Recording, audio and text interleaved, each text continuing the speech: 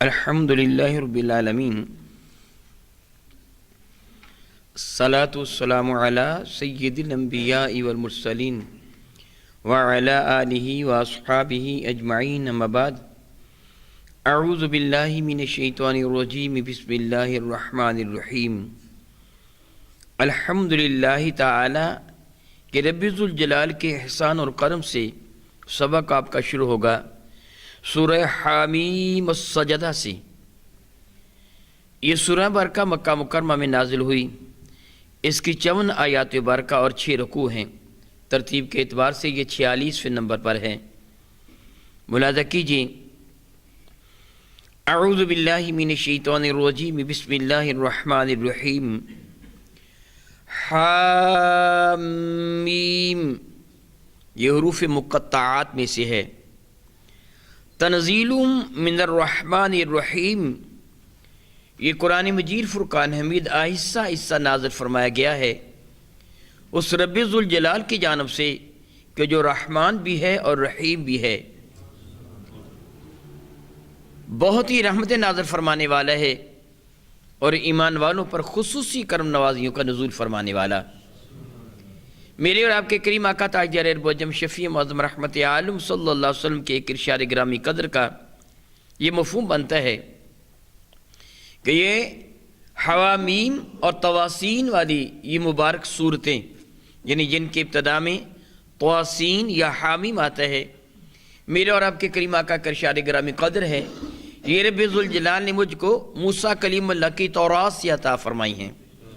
مراد یہ ہے کہ اس مضامین کی آیات بارکہ یا صورتیں تورات کے اندر بھی موجود تھیں، بعین ہی وہ ہونا ضروری نہیں، یعنی اس قسم کی جو مبارک صورتیں ہیں، آیات بارکہ ہیں یا اصول و قوانین۔ یاد رکھیے کہ رب کائنات جل وعلا نے قرآن مجید فرقان حمید میں تورات کے بعض احکامات کا تذکرہ فرمایا، جن کا تذکرہ فرمانے کے بعد جن تنسیخ کا اعلان فرما دیا ان کو منسوخ مانا جائے گا۔ بصورت دیگر وہ اسی طرح مستحکم ہوگا کہ ان کے لیے بھی یہی حکم تھا اور ہمارے لیے بھی یہی حکم۔ جس طرح بہت سارے احکامات ایسے ہیں، قصاص کا ہے، وراثت کا ہے، یا دیگر احکامات ہیں، وہ ہم پر بھی وہی ہیں جو پہلی اقوام پر تھیں۔ اور اللہ تعالیٰ کی توحید وہ تو حضرت سیدنا آدم سے لے کے میری کریم آقا تک جتنے انبیاء تشریف لائے سارے کے سارے توحید کے داعی ہی بن کے آئے ہیں۔ گویا یہ مضامین رب کائنات جل وعلا نے پہلی قوموں کے لیے بھی منتخب فرمائے تھے، جن کا تذکرہ قرآن کریم میں فرمایا گیا۔ تنزیل من الرحمن الرحیم، یہ قرآن کریم نازل کیا گیا ہے اس اللہ تعالیٰ کی جانب سے جو بہت ہی رحمت فرمانے والا ہے، بے پایہ انعامات کا نزول فرمانے والا ہے اور بڑا ہی رحیم ہے، بڑا ہی مہربان ہے۔ اتنا کریم، اتنا کریم، اتنا کریم، ذرا سوچئے کہ مجھے گالیاں بکے، میرے اختیار میں ہو تو میں اس کو سزا دینے کی کوشش کرتا ہوں، یا کبھی وہ پھنس جائے تو شاید میں اس کو کوئی تھوڑا بہت تانا دے دوں کہ کل تو میرے بارے میں یہ کچھ کہتا تھا، آج مجبور ہو کہ میرے پاس آیا نا۔ رب کائنات کی شان میں کافروں نے بدترین گستاخیاں بکی۔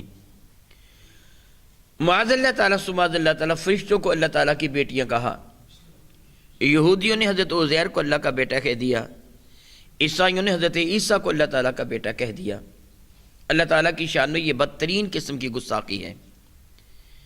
ایک عام عقل رکھنے والا، کامن سینس والا انسان اچھی طرح جانتا ہے خامند کو بیٹا حاصل کرنے کے لیے بیوی کے ساتھ کیا کچھ کرنا ہوتا ہے اور کن مراحل سے گزرتا ہے۔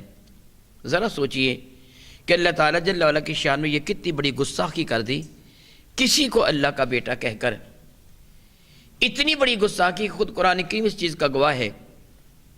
زمین و آسمان اس کو تباہ کرنے کے لیے تیار تھے، گویا زمین نگلنے کے لیے، آسمان اس پر ٹوٹ پڑنے کے لیے تیار، لیکن رب کائنات نے زمین و آسمان کو روک دیا۔ میرے نبی کو فرمایا، محبوب ان کو کہہ دو مجھ سے معافی مانگنے میں سارے گناہ معاف فرما دوں گا۔ کتنا کریم ہے، کتنا کریم ہے، کتنا کریم ہے۔ صبح سے لے کے شام تک ہم جرم کرتے ہیں، گناہ کرتے ہیں، وہ ایسا کریم ہے ہمیں ہمارے گناہوں کی سزا نہیں دیتا، مہلت دیے چلا جاتا ہے، مہلت دیے چلا جاتا ہے۔ جب بھی انسان سچے دل سے توبہ کرتا ہے سب کا سارے کے سارے گناہ معاف فرما دیے جاتے ہیں۔ تو اتنا کریم اللہ تعالیٰ، اتنی رحمت فرمانے والا، تو کیا پھر اس کی بھی نافرمانی کی جائے گی؟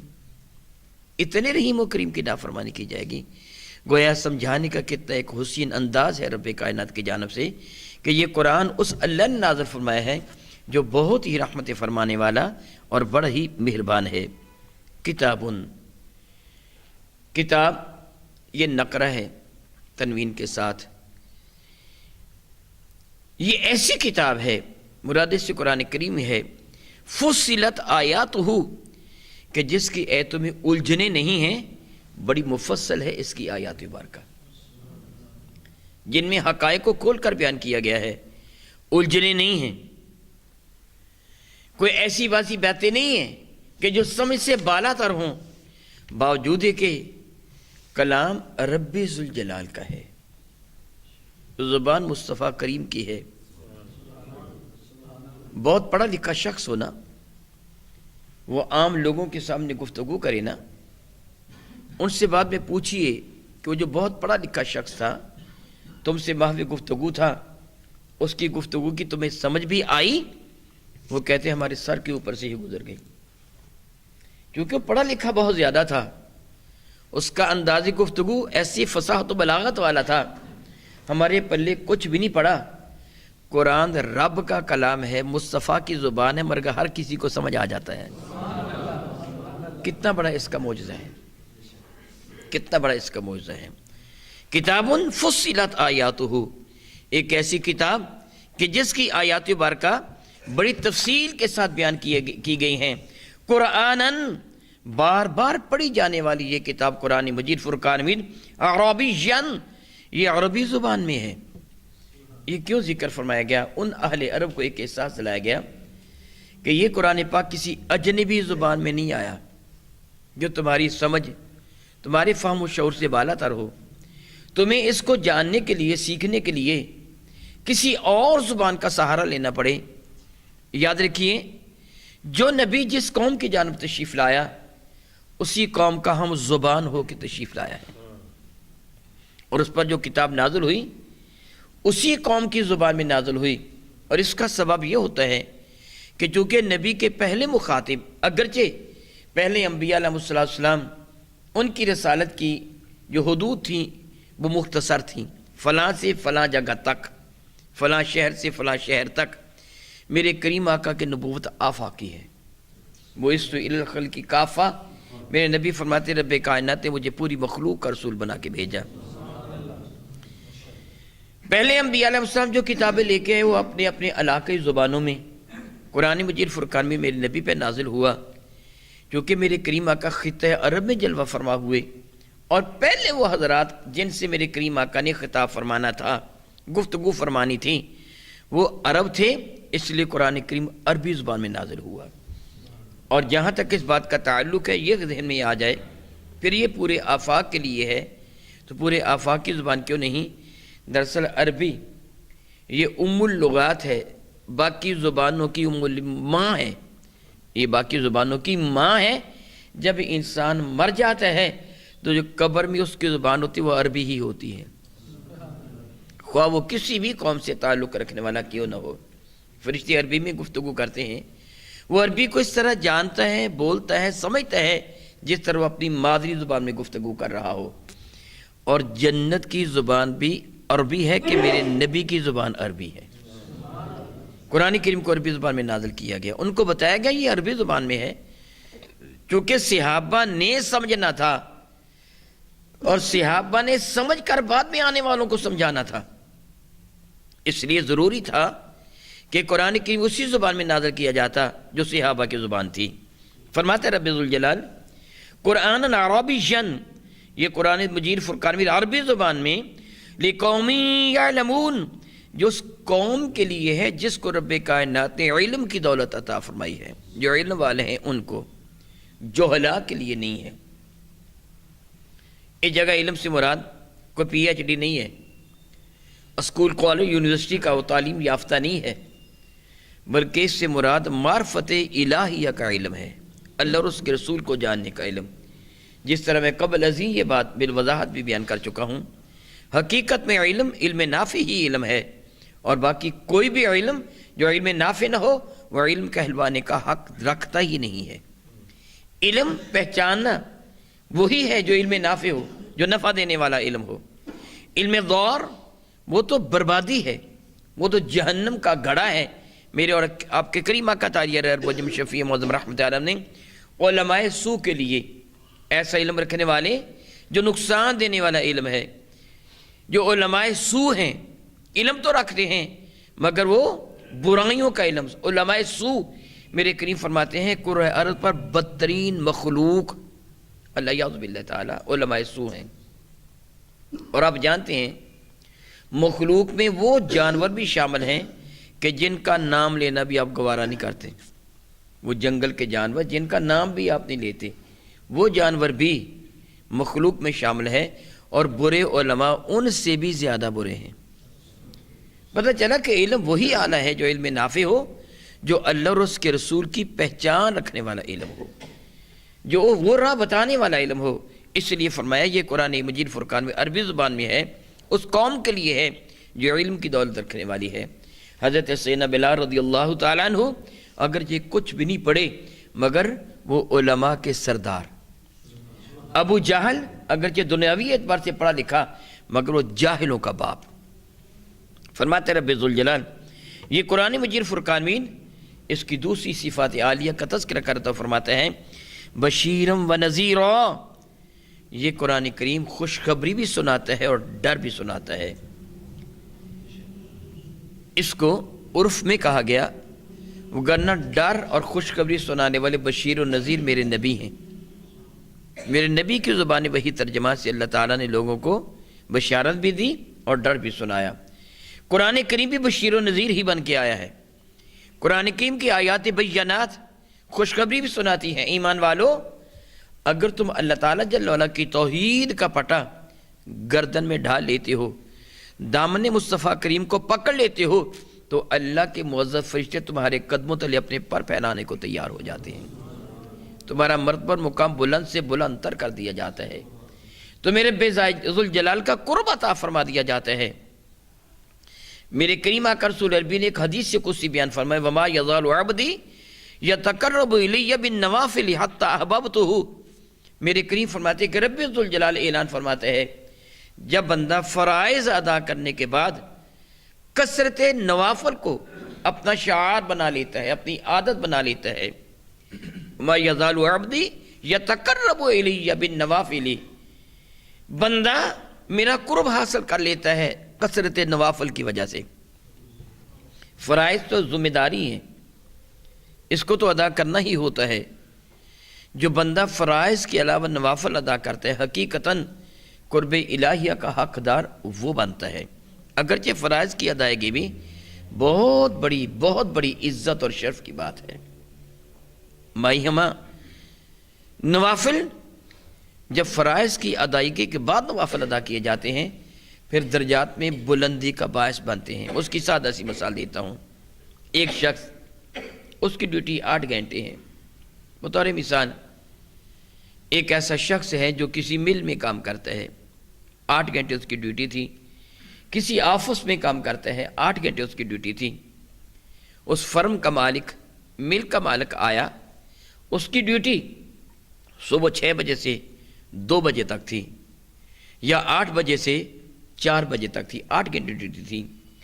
مل کا فرم کا مالک آیا، اس سے دیکھا کہ میرا ملازم جس کی ڈیوٹی 2 بجے یا 4 بجے ختم ہو جانا تھی وہ اب تک اپنے کام میں جٹا ہوا، حالانکہ 6 بج گئے ہیں۔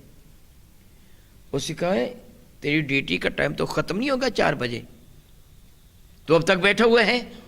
کہ سر کوئی بات نہیں، میں نے کہا یہ تھوڑا سا کام ہے میں نپٹا کے ہی چلا جاتا ہوں۔ حالانکہ فرم کے مالک نے، مل کے مالک نے نہیں کہا تھا کہ میں تجھے اوور ٹائم بھی دوں گا، اوور ٹائم کا لالچ نہیں سے کہتا سر میں نے خیال کیا تھا فرم کا کام زیادہ ہے میں نپٹا کے چلا جاؤں۔ بات آئی گئی ہو گئی، اگلے دن مالک آئے تو پھر وہ وہیں بیٹھا کام کر رہا تھا اور اوور ٹائم لگا رہا تھا۔ اس سے کہا تو آج بھی نہیں گیا؟ کہنے لگا سر میں نے خیال کیا کوئی بات نہیں، میں نے گھر جا کے کیا کرنا ہے، 4 بجے اگر چھٹی ہو جاتی ہے 2 گھنٹے میں اضافی کام کر لیتا ہوں۔ مالک نے پھر بھی اس کو نظر انداز کر دیا۔ تیسرے دن آیا، پھر وہ کام پہ جٹا ہوا تھا۔ تو ایمان سے بتائیے مالک کے دل میں اس کی عزت بڑھے گی کہ نہیں بڑھے گی؟ بڑھے گی نا۔ کہے گا یہ بندہ دیکھو مجھ سے اوور ٹائم بھی نہیں مانگتا ہے، اور میں نے اسے کہا بھی نہیں ہے کہ اوور ٹائم لگا، لیکن یہ روزانہ فرم کا زیادہ کام کرتا ہے۔ اس کے دل میں اس کی عزت بڑھ جاتی ہے کہ میں اس کو ضرور اہمیت دوں گا۔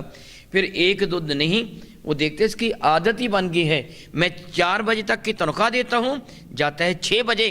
اب اگر مالک واقعی وفاشار ہے تو اس کو بہت کچھ عطا کرے گا۔ میں مثال نہیں دے سکتا کہ خالق کی مثال مخلوق کے ساتھ، جب بندہ فرض نماز پڑھ کے نوافل ادا کرتا ہے تو رب کائنات فرشتوں کے سامنے اظہار فخر فرماتا ہے، میرے بندے کو دیکھو، میں نے کہا تھا صبح کی 2 رکعتیں پڑھنی ہیں، ظہر کی 4 رکعتیں پڑھنی ہیں، عصر کی 4، مغرب کی 3، عشاء کی 4 پڑھنی ہیں، اسے ساری رات کس نے جگا دیا؟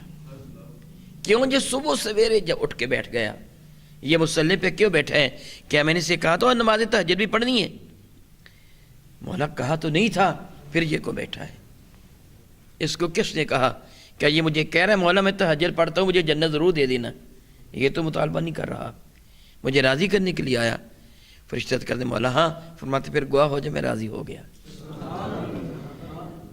میرے کریم فرماتے ہیں، اللہ تعالیٰ فرماتا ہے کہ بندہ میرا قربا سے حتی احببتہ، یہاں تک کہ میں اس کو اپنا محبوب بنا لیتا ہوں، میں اس سے پیار کرتا ہوں۔ فَإِذَا أَحْبَبْتُهُ فَكُنْتُ سَمِعَهُ الَّذِي يَسْمَعُ بِهِ، پھر جب میں اسے پیار کرتا ہوں تو میں اس کو کان بن جاتا ہوں جن سے وہ سنتا ہے۔ پھر رب کائنات اس کے درجات کو بلند سے بلند تر فرما دیتا ہے۔ یہ بشارت قرآن بھی دیتا ہے، میرے نبی بھی دیتے ہیں۔ قرآن بشیر بن کے آیا، وہ نذیر اور ڈر سنانے والا۔ کوتاہی کرو گے، نافرمانی کرو گے، جہنم کا ایندھن بنا دیا جائے گا۔ فَأَعْرَضَ أَكْثَرُهُمْ فَهُمْ لَا يَسْمَعُونَ فَأَعْرَضَ، پس اعراض کیا، نافرمان، روح گردانے کی، چہرہ گما لینا، اعراض کرنا ہوتا ہے۔ یعنی قرآن مجید فرقان میں سے روح گردانی کی، اس کو پس پشت ڈال دیا۔ اکثرہم، ان میں اکثر بدبختوں نے، فَهُمْ لَا يَسْمَعُونَ، وہ اس کی بات سنتے ہی نہیں ہیں۔ اس کا بشیر و نذیر ہونا ان کے لیے فائدہ بخش نہیں ہے، یہ قرآن کریم کی بات کو سننے کے لیے تیار ہے ہی نہیں ہے۔ اب جانتے ہیں کہ قرآن مجید فرقان مجید نے 14 صدیاں پہلے جس بات کی خبر دی تھی، کیا آج بھی ایسے نہیں ہیں؟ اکثریت ایسی ہے کہ جو قرآن پاک پر ایمان لانے کے لیے تیار نہیں ہے۔ کتنے عیسائی ہیں، یہودی ہیں، سکھ ہیں، ہندو ہیں، داری ہیں، زرتشت ہیں، پارسی ہیں، نیچری ہیں، کتنے وہ لوگ ہیں جو قرآن کریم کا انکار کرتے ہیں۔ قرآن کریم میں 14 صدیاں پہلے بتا دیا تھا ایسے لوگ باقی رہیں گے۔ فرماتے ہیں وَقَالُوا، اور ان لوگوں نے کہا، قُلُوبُنَا فِي أَكِنَّةٍ مِّمَّا تَدْعُونَا إِلَيْهِ، قُلُوبُنَا فِي أَكِنَّةٍ، ہمارے دل جو ہیں ان پر غلاف ہیں۔ اکنہ عدلہ کی طرح، کنان کی جمع ہے، اس کا معنی ہوتا ہے وہ غلاف جس پہ شے کو لپیٹ لیا جائے، چھپا لیا جائے۔ کہا ہمارے دلوں پر غلاف کی تہ چڑھی ہوئی ہے، مما تدعوننا الیہ، اس کے مقابلہ میں جس کی جانب تم ہمیں بلاتے ہو۔ یعنی جس طرح چیز پر غلاف چڑھا دیا جائے اس کی حقیقت چھپ جاتی ہے، پتہ نہیں چلتا اندر کیا ہے۔ قرآن مجید فرقان بھی پہ غلاف چڑھا ہوا ہو، قریب ہی ڈکشنری پہ غلاف چڑھا کے آپ رکھ دیں، قریب ہی لغت پر کسی موٹی دوسری کتاب پہ غلاف چڑھا کے قرآن پاک کے سائز کی، تو دیکھنے والے کو پتہ نہیں چلتا اس پہ کیا ہے، اس پہ کیا ہے، اس پہ کیا ہے۔ وہ غلاف کنان، وہ شے جو چیز کو اچھی طرح چھپا دے، غلاف چڑھ جائے۔ گویا انہوں نے کہا جو تم ہمیں بلاتے ہو، جس قرآن کی جانب تم ہمیں دعوت دیتے ہو، ہمارے دلوں پر غلاف چڑھا ہوا ہے، ہمیں اس کی کوئی سمجھ آتی ہی نہیں ہے۔ اللہ یعوذ باللہ تعالیٰ، سبحان اللہ، یعوذ باللہ تعالیٰ۔ قلوبنا فی اکنۃ، ہمارے دل غلاف میں لپیٹے ہوئے ہیں، مما تدعون الیہ، اس کے مقابلہ میں جس کی جانب تم ہمیں بلاتے ہو، وفی آذاننا وقر، اور ہمارے کانوں میں ڈاٹ ڈھکنے, روئی بند کرنے والی شے گھرانی دے دی گئی ہے. ہمارے کان بھی بند ہے. گویا معاذ اللہ تعالیٰ سبحان اللہ تعالیٰ غلاف کی وجہ سے ہم اندھے ہیں، اور اس کی وجہ سے وقرن کی وجہ سے ہم بہرے ہیں. معاذ اللہ تعالیٰ سبحان اللہ تعالیٰ اللہ یعوذ باللہ تعالیٰ بدبختی کی انتہا. ذرا سوچئے، اگر کوئی بندہ اندھا بھی ہو، بہرا بھی ہو، وہ جا رہا ہو، آگے گھڑا ہو، آپ دور سے اس کو دیکھیں یہ گھڑے میں گرنے والا ہے، تو کیا آپ اس کو بچا سکتے ہیں؟ اگر آپ چلا چلا کر اس کو آواز دیں، وہ حافظ جی نابینا صاحب، وہ اندھے آگے گھڑا ہے، وہ بہرا ہے، سنتا ہی نہیں، اس کو نظر بھی نہیں آتا، وہ سنتا بھی نہیں ہے. یہ بدبختی کی انتہا ہوتی ہے. جس کو میرے کریم آقا کے ارشادات سنے بھی نہ، جو شان مصطفیٰ دیکھنے سے اندھا ہو، پھر اس کو سمجھا کون سکتا ہے؟ رب کریم فرماتے ہیں، وہ کہنے لگے وَمِن بَيْنِنَا وَبَيْنَكَ حِجَابٌ. معاذ اللہ معاذ اللہ. اب یہ تیسری بدبختی ہے. کہنے لگے بیننا وبینک حجاب، ہمارے اور تمہارے درمیان ایک آڑ بھی ہے، پردہ بھی ہے. اب بتائیے کیا ہوگا؟ پہلی مثال جو میں ابھی دے چکا ہوں اس کو دوبارہ دوہرا لیجئے. ایک نبی ہے، اندھا ہے، بہرا بھی ہے، آپ کے اور اس کے درمیان دیوار بھی ہے. وہ گھڑے میں گرنا چاہے تو کیا آپ اسے بچا سکتے ہیں؟ نہ جا کر اس کا ہاتھ پکڑ سکتے. دیوار جو ہے، چلو وہ بول رہا ہو، آپ کو پتا ہو کہ کوئی ادھر موجود ہے اور آگے بڑا خطرناک گڑھا ہے جس طرف یہ جا رہا ہے، آپ کو اندازہ بھی ہو جائے. دیوار ہے، نہ آپ آگے بڑھ کر اس کا ہاتھ پکڑ سکتے ہیں، نہ آواز دے کر اس کو روک سکتے ہیں، نہ خود اسے نظر آتا ہے. اب وہ گھڑے میں گرے ہی گرے، ممکن نہیں اس کو بچانا. تو خود اپنی اس مرض کا اظہار کر رہے ہیں. ہمارے کان بھی بند ہیں، ہماری آنکھیں بھی اندھی ہیں، آپ کے اور ہمارے درمیان حجاب بھی ہے. فعمل اننا عاملون، آپ اپنی جگہ عمل کیجئے، ہم اپنی جگہ عمل کرتے ہیں. استغفر اللہ ربی استغفر اللہ ربی. کتنے وہ بدبخت تھے. یہاں میں اپنے رب کا ایک شکر ادا کرتا ہوں. میرے کریم پروردگار، تیری عزت کی قسم، یہ تیرا کرم ہے، یہ تیرا کرم ہے، یہ تیرا کرم ہے. ان بدبختوں نے میرے نبی کی زیارت بھی کی، معجزات کو بھی دیکھا، آسمان سے چاند کو ٹوٹتے ہوئے بھی دیکھا، سورج کو واپس پلٹتے ہوئے بھی دیکھا، درختوں کو میرے کریم آقا کا کلمہ طیبہ پڑھتے ہوئے انہوں نے سنا، پتھروں نے میرے نبی کی گواہی دی، جنگل کے درندوں نے بلند آواز سے کلمہ طیبہ پڑھا، مولا تیری توحید کی، میرے نبی کی رسالت کی گواہی دی. مگر جن کے مقدر میں ایمان تھا نہیں، ان کے لیے یہ سب کچھ جو تو ابھی فرما رہا ہے، تیرا کتنا کرم ہے. ہم نے تیرے نبی کی زیارت بھی نہیں کی، پھر بھی تو نے ہم کو ایمان عطا فرما دی، پھر بھی تو نے ہمیں ایمان کی دولت عطا فرما دی. یہ تیرا کرم نہیں تو پھر اور کیا ہے؟ جس کو تو ایمان نہ دینا چاہے، وہ تیرے نبی کی صحبت میں بیٹھ کر بھی بے ایمان رہتا ہے. تیرے نبی کی اقتداء میں نمازیں پڑھ کر بھی عبداللہ بن ابی راس المنافقین رہتا ہے. اور جس کو تو ایمان کی دولت عطا فرمانا چاہے، وہ 14 صدیاں بعد بھی صاحب ایمان بن جاتا ہے. الحمدللہ تعالیٰ ثم الحمدللہ تعالیٰ. رب کی فرماتے وہ بدبخت کہنے لگے فعمل، تم اپنا کام کرو، اننا عاملون، ہم اپنے کام میں لگے ہوئے ہیں. الیاذ باللہ تعالیٰ ثم الیاذ باللہ تعالیٰ، او کما قال اللہ تبارک و تعالی، واللہ تعالی اعلم باسرار کتاب.